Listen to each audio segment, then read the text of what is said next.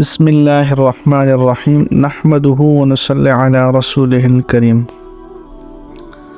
ملفوظ number 221 غیبت کا ایک علاج۔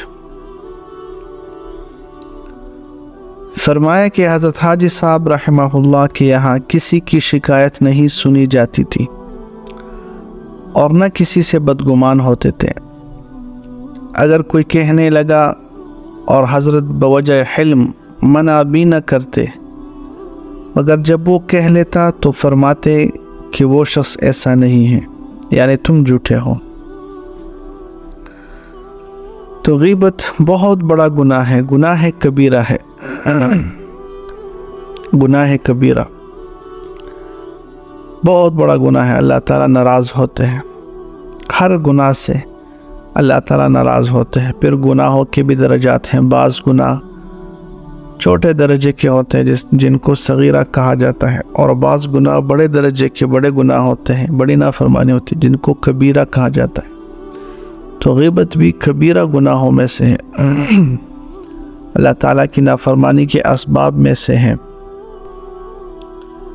قرآن میں اللہ تعالیٰ فرماتے ہیں اَيُحِبُّ أَحَدُكُمْ أَن يَأْكُلَ لَحْمَ أَخِيهِ مَيْتًا فَكَرِهْتُمُوهُ، کیا تم میں سے کوئی بھی شخص یہ پسند کرے گا کہ وہ اپنے بھائی کا گوشت کھائے اس حال میں کہ وہ مردہ ہو؟ اپنے مردے بھائی کا گوشت کھانا تو غیبت ایسا ہی ہے جیسے کوئی اپنے مردے بھائی کا گوشت کھائے۔ کتنی سخت بات ہے،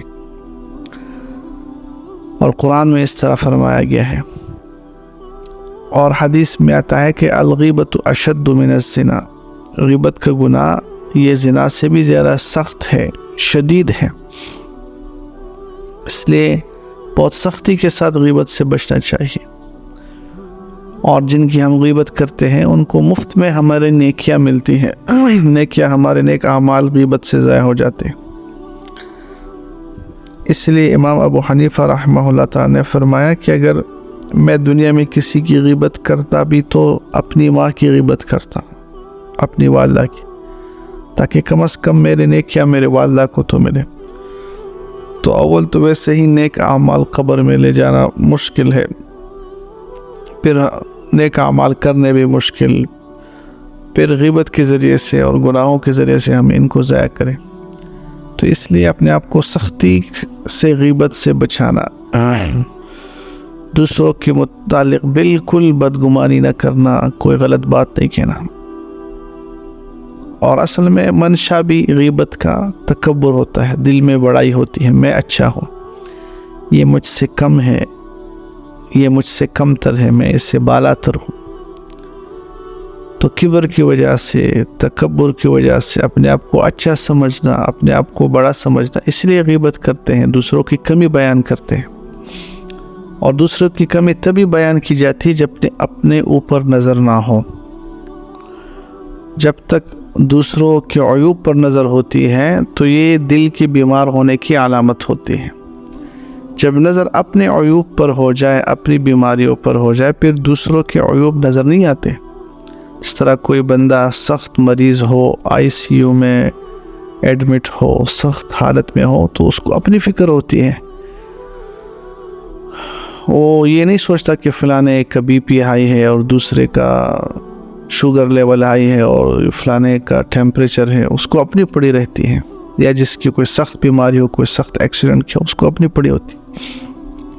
تو دوسرے کے عیوب تبھی نظر آتے ہیں جب اپنے عیوب پر نظر نہیں ہوتی۔ اس لیے ہمیں ہر وقت ہماتن اپنے عیوب پر نظر ہونی چاہیے ہماری، کیسے میرا دل صاف ہو جائے، کیسے میرے سے یہ نافرمانی ختم ہو جائے، یہ گناہ ختم ہو جائے، یہ معصیت مجھ سے ختم ہو جائے، کیسے میں اللہ سے تعلق بناؤں، کیسے میں دین میں رسوخ حاصل کروں، کیسے میں اللہ تعالیٰ کے احکامات کو پیارے آقا حضرت محمد صلی اللہ تعالیٰ علیہ وسلم کی سنت طریقے پر پورا کروں، اپنی فکر ہونی چاہیے۔ تو اس لیے دوسرے کے عیوب پر نظر آتے ہیں جب اپنے عیوب پر نظر نہ ہو۔ تو اس وجہ سے سختی سے اپنے آپ کو ہر گناہ سے بچانا، ہر گناہ زنگیس پر میرا آتے دل شود زی زنگہا خار و خجل، ہر گناہ قلب کے آئینے پر ایک کالا دبا ہے، اور گناہ کرتے کرتے دل برباد ہو جاتا ہے۔ اور گناہوں سے اللہ تعالیٰ کے بیچ میں پردہ حائل ہوتا ہے، حجاب آ جاتا ہے، حجاب اندر حجاب است، نافرمانی کرتے کرتے پھر حجاب دل میں آتے ہیں اللہ تعالیٰ کے، اور بندے کے درمیان حجاب آتے ہیں، پردے آتے ہیں۔ تو اس لیے غیبت سمیت ہر گناہ سے اپنے آپ کو سختی کے ساتھ روکنا، بچانا۔ انسان ہے، کمزور ہے، گناہ ہو جائے پھر فوراً توبہ کرے۔ جب بھی غیبت کا گناہ ہو جائے اپنے آپ کو پابند کرے، فوراً توبہ کرے، فوراً استغفار، اور 2 رکعت نفل توبے کے پڑھے، صلاۃ توبہ۔ پھر غیبت کا گناہ ہو جائے پھر 2 رکعت استغفار پڑھے اور 2 رکعت نفل پڑھے۔ اس کی ہم مشق کریں۔ جب اس کی ہم مشق کریں گے تو آہستہ آہستہ انشاءاللہ یہ بیماری اللہ تعالیٰ اپنے فضل و کرم سے ختم کر دیں گے۔ اللہ تعالیٰ ہمیں غیبت سمیت تمام بیماریوں سے اور تمام گناہوں سے اللہ تعالیٰ ہماری حفاظت فرمائے، اور اللہ تعالیٰ ہمیں اپنی اطاعت نصیب فرمائے، اپنی فرما برداری نصیب فرمائے، اور اللہ تعالیٰ ہمیں اپنی محبت نصیب فرمائے، سنت طریقے کے مطابق زندگی گزارنے کی اور دوسروں کو تلقین ترغیب کرنے کی توفیق عطا فرمائے۔ آمین آمین آمین یا رب العالمین۔